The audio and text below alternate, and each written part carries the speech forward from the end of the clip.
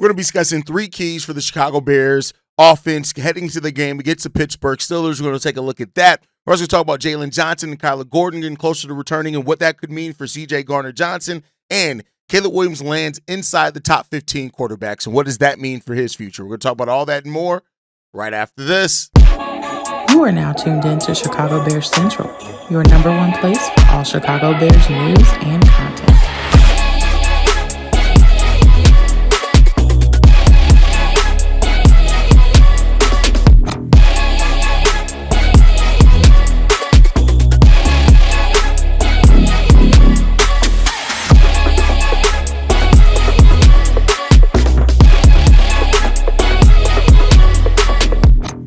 What's going on, Bears fans? Welcome to another episode of Chicago Bears Central, your number one spot for everything Chicago Bears related. I'm the host there, Haize, but more importantly, you guys can follow the channel at Chi Bears Central on every social media platform we happen to be on. With that said, let's go ahead and get into this content today, y'all. And the Chicago Bears have a game coming up against the Pittsburgh Steelers. There's been some back and forth looking on if Aaron Rodgers is actually going to play in that game. I think the last update that we saw is that he is likely to play in that game. It's still listed as questionable, but since he doesn't have to get surgery on that hand or that wrist, that he's likely to play, right? So I want to take a look at this. On today's episode, we're going to look at keys for the offense. Tomorrow's episode, even though it's a mailbag episode, we'll look at keys for the defense going into the game against the Pittsburgh Steelers. But let's go ahead and get into it. The first thing that we have to talk about is the Bears have to find a way to contain TJ Watt.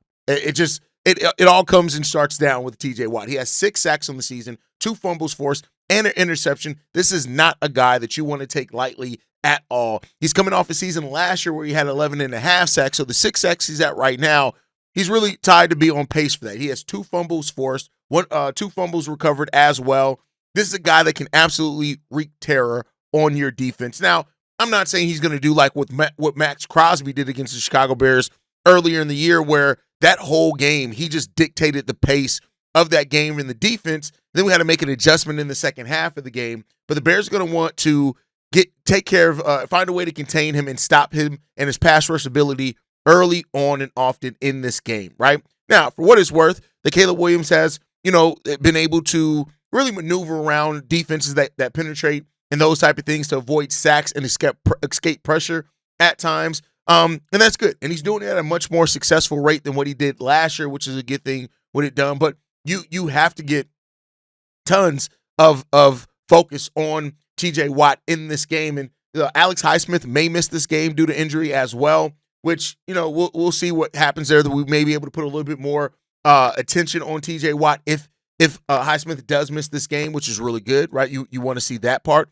of it. And it just comes down to what we've talked about a lot with this team, is taking care of business, man.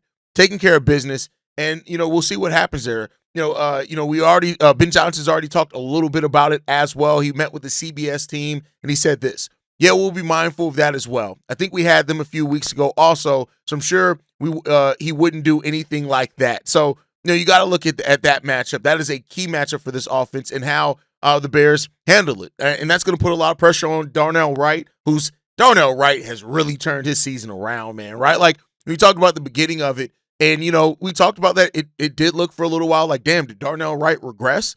But, since the change and Theo Benedict being moved into that starting lineup and stuff like that, Darnell Wright has been so good. So, him and Theo Benedict, they're going to have to look out because TJ Watt is going to try to definitely attack them. We've used Cole Kmet a lot as a blocker as well. His blocking has been excellent on the season. He's going to allow a little bit more support in those areas as well for it, but it's a nightmare matchup for anybody, and the Bears are going to have to prepare for that matchup in this game, and we'll see how that gets done, right?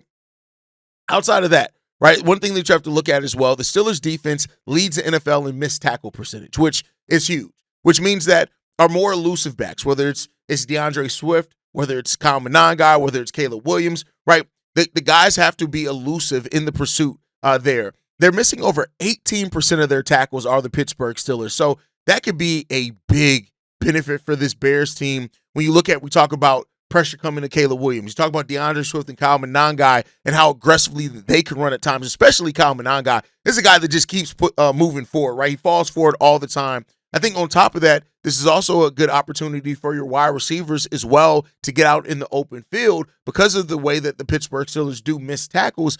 Luther Burden, who's been really aggressive at times as well. You got, of course, DJ Moore. We know what he is as far as yards after the catch, right? So once you have the ball in your hands, this is a Steelers team that you can avoid those tackles. And if you can force them to have an inefficient tackling night, we already know what that means for this Chicago Bears team, right? So if you can get them to miss their initial tackles, that can lead to big plays on the offensive side of the ball, which then also can lead to continually moving the ball, getting more scoring opportunities, and getting more in the red zone, which leads us to the last one. A big part that I want to see in this game for the Bears is score touchdowns and not field goals. Can you do that in this game, right? You look at what we've done under Ben Johnson and how this offense ranks around the league. We talked about that on the last episode. But the one big problem, glaring problem with this team is that we still finish with more field goals than touchdowns in the red zone. That is one of the biggest criticisms of the Chicago Bears team through our 7-3 start, is that we are not scoring touchdowns enough once we get in the red zone. Our red zone completion percentage, our scoring percentage is decent. It's not great either, but we got to score those touchdowns. If we can score those touchdowns more, especially in a game like this, that just helps really take your team off, and it really makes it difficult for the other team to keep up when you do those type of things, right? And so when you look at it as well, Chicago has a negative differential against their opponents when it comes to scoring in the red zone. But you look at the Pittsburgh Steelers defense, and they could offer a lot of opportunities for that, right? We have to have more than a 50% touchdown. Pittsburgh has more than a 50% touchdown allowed rate. And so now the Bears are going to have the opportunities to be able to get that done themselves in this game against the Pittsburgh Steelers. That is something I'm looking for. And that comes down not just to Caleb Williams, not just to Ben Johnson, not just the running game, but all those things, right? We have to be all in synergy. Limit the penalties. That would be such a detrimental thing for this offense, is to have those pre-snap penalties against a team like this that you can have that success on, especially if you start getting that momentum early. So that's really what the Bears are going to have to look for in this game and try to find a way to be solid in that. I think that they can do it. Matter of fact, I'll say this. I know that it's possible for them to do it. The question is will they? And, that's been, again, like I said, one of my biggest criticisms. It's been one of the biggest fair criticisms, even from the naysayers, when it comes down to the Chicago Bears, is we don't score enough in the red zone. If we get that done, that's going to be a big thing. And then outside of that, what we've seen started building for this Bears team, over the last couple of weeks, use your tight ends. Tight end utilization has been much better and getting better each week in and week out. Your dual threat running backs, use those guys a lot better. And this is also a game where I want to see Ben Johnson's play calling stay aggressive for the entirety of the game. There are some times, and I talked about it yesterday, where opposing defenses, especially if they can throw Ben Johnson or Caleb Williams off the rhythm, they get this team out of the rhythm as a whole when they do that. I want to see Ben Johnson be that aggressive play caller, be that creative guy, that 12-man personnel that we know is so important to your system. Use your running backs like we talked about. Trust your rookies, which is something that I keep talking about week in and week out, but Ben Johnson's honestly done a lot better job at that as the season goes on, and I can't knock him or take away from that at all. So if the Bears offense does and takes care of these things, man, this could be a really solid game for the Bears. Again, I'm not predicting wins or losses. We'll do that on Sunday, but I am talking about what could be keys to the Chicago Bears having a successful offensive night against the Pittsburgh Steelers and continuing their win streak, move to 8-3 on the season, continue their run atop the NFC North and their playoff push. This is the playoff push. I want to be clear. We are in these last 7 games. These are all the playoff push. And it's important for the Bears to keep it moving in this push. And let's see if they can do it. But let me know what your guys' thoughts are on that down below. What are some of the keys that you see for the offense in this game? Tomorrow's the mailbag day, so sound off on that as well. The voicemail line is down below in the description, whether you're listening to this on podcast or watching on YouTube. But with that said, let's move into the next topic for today. So with the updates in regards to the Bears injury situation, right? Kyler Gordon returned to practice yesterday, which is really, really good to get Kyler Gordon back in practice. He was in practice as a limited participant, which is great to see. We did have a number of did not participate, but I think at this point in the season, most people understand that a lot of these on Wednesdays, you're just giving veterans the day off. So for what it's worth, Jaquan Brisker, Kevin Byard, Tremaine Edmonds, TJ Edwards, Grady Jarrett, and Noah Sewell all did not participate in practice on Wednesday. Again, I don't look at that too much when it's veteran players. Now, if we get to Thursday and Friday and they still are sitting out, that's what we'll be a little bit more concerned at. So we'll see what happens in today's practice on Thursday. So that's what it's worth. On the other side, Drew Dahlman was a limited participant.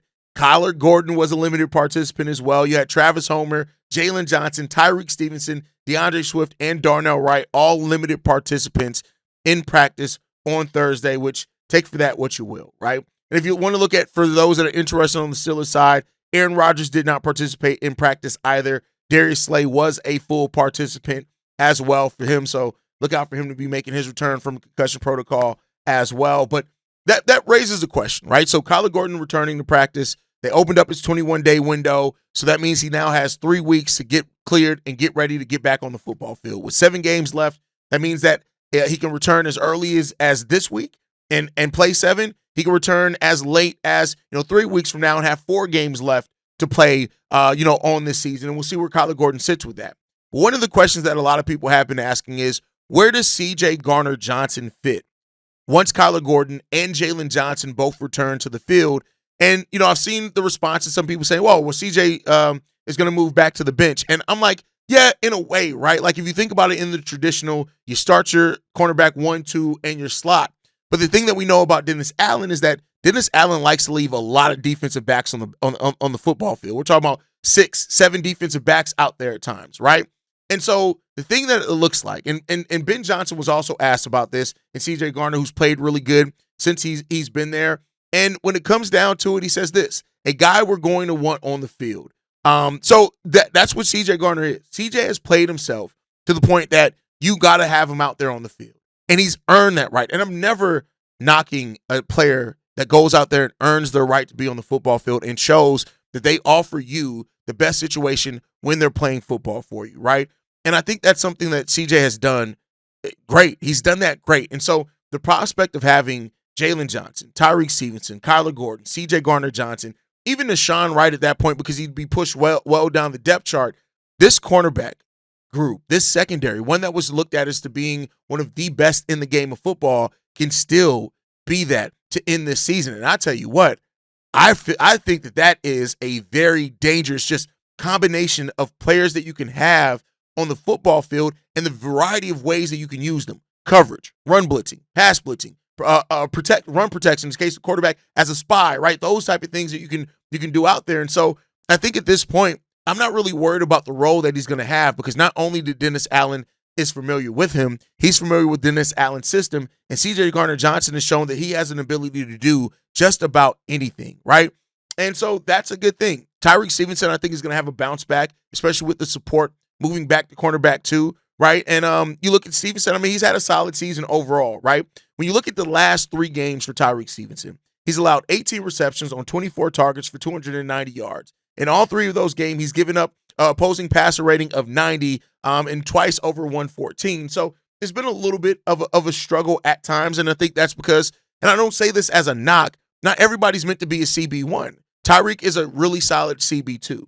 Now, he's made even better when you have the number 1 and the nickel around him that help, can take off some things, and we'll see what that brings. But this is a cornerback crew that can be really good. It can be really, really good. And so I'm not worried about the fit of CJ Gardner-Johnson. Tyreek Stevenson maybe is one that you could be more worried about than CJ Gardner-Johnson falling out. But then again, Tyreek is a guy that's been drafted here. We don't know what the contract situation is going to look like for him in the offseason. I'd say not count him out quite yet, right? So all those things going, I think that rather from looking at it as who's not going to play, look at it as how we now get even better in quality play further down the depth chart based on what we're able now and the different looks that we're going to be able to throw out. Now, this is all hypothetical once everybody gets back on the football field. We don't have firm return dates for anyone yet, right? Not even Jaylon Johnson, who I talked about yesterday, the Instagram post that said he's ready, things like that. But for what we know, he hasn't been cleared yet to actually play in the football game. Well, medically, he's fine, right? Got to see where the Bears are going to have him. So, all this is embarrassment of riches. And I'll say this, for a defensive coordinator like Dennis Allen and how specifically he likes to use his defensive backs, this is the type of embarrassment of riches that you absolutely want and you need on this team. And so I'm glad hearing and seeing that we're getting progress in those areas. And, these players are coming back because now we get to see Dennis Allen has done an okay job with play calling, right? I think that when you look at how we've been missing some players, he's probably done better than what I'm even giving him credit for. But to give him the tools in the shed that he really needs and uses to completely open up his play calling with having all these cornerbacks there, man, I tell you what, I'm excited because, again, we're in this playoff push, as we're calling it, over the last 7 games. And to at this point in the season, whereas teams have so much tape on you and they're looking at your sensibilities, to add a cornerback like Jaylon Johnson back, to add a nickel like Kyler Gordon back, and to have a guy like CJ Gardner-Johnson that could be a depth piece, I tell you what, we can throw so many teams for fits because while most teams, you're looking at the tape that they've done throughout the year and thinking, all right, bet we can kind of figure this team out. We have a whole nother wrinkle with this team. We haven't even been able to explore yet because of the injuries that we've had on the team. Now take that and then look at what we can possibly do with that on the rest of the season and tell me this is not a season where there's a reason for hope. Again, a reason for hope. We got to see if they're going to go out and execute it, but there's definitely a reason for hope with this team, and we'll see. Now, with that said, I want to get into the last topic for today. We'll talk about Caleb Williams and his ranking among NFL quarterbacks. And, I like talking about Caleb for a couple of reasons, right? A, I love talking about things that trigger people. Because I think in being in this job, my job is to trigger thought, whether that's you thinking about something with this team, whether that is it challenging some of the things you already thought, whether it's adding something or reaffirming something that you already thought. And Caleb Williams is such a polarizing topic for some Bears fans because of their own stuff that they're dealing with, right? And while in no way am I saying that Caleb Williams has blown people out the water or made this amazing thing in every single game, no, he has not. But we're talking about a quarterback that has literally continued to develop. And I think sometimes that development is missed because for some people, they want to look at what Caleb Williams is not doing instead of looking at what he is doing. And some people also put it at this flag of what's a real Bears fan to like shit on your quarterback and then to say, oh, well, it's because I'm a Bears fan. I'm not a Caleb fan. That's why I'm shitting on Caleb Williams. You sound like an entitled pussy-ass bitch when you do shit like that, right? Because you should be able to have a conversation in regards to saying, hey, this is where this guy can improve on. Not to sit there and plant your flag and your proudness and saying, I'm a Bears fan because I shit on Caleb and it shows that I care about the team more than Caleb Williams. You're stupid. You're dumb when you do shit like that, right? And I think when you look at the way that Caleb Williams has developed, and especially under Ben Johnson, when you have a coach with him that is so much better at understanding that relationship between the head coach and the quarterback and what's needed there. Matt Eberflus needed Nick Saban to come in here and tell him that and still couldn't execute it right. Ben Johnson has understood that from day one because of his history, not only being an offensive coordinator, but the quarterbacks that he's worked with as well, right? So when you look at it, while the numbers haven't been crazy for Caleb Williams, but he's putting up solid stats, right? Yes, the 59.7% completion percentage is something that the percentage we need to improve on that. But the 2,329 yards, 13 touchdowns, 4 interceptions, in only 10 games, right? He's also added 272 rushing yards and 3 touchdowns there also. Caleb Williams is impacting winning for the Chicago Bears because he's able to do a little bit of everything. And I think that's a really good thing with that, right? Now, of course, Ben Johnson set the goal of 70% passing. He hasn't hit that. It is what it is. We're going to have to continue to go to the drawing board and try to develop that, right? But when you look at it, let's look at his ability to protect the ball, right? He has a career interception rate of 1.1%. That would be an NFL record if he were to finish his career with that. Now, nobody's expecting that, right? But that's the thing. Caleb Williams' future is bright here. And despite what some people would have you tell you and believe because whether they have their own hidden agenda when it comes to Caleb Williams, they don't like him as a person, they don't like the fact that he paints his nails or whatever else he does. All that shit don't matter to me because you know what I'm here for? I'm here for somebody who can help our team win football games. And you know what he's doing as a quarterback? He's helping us win games as the quarterback of the Chicago Bears. And he's putting you in a great position, right?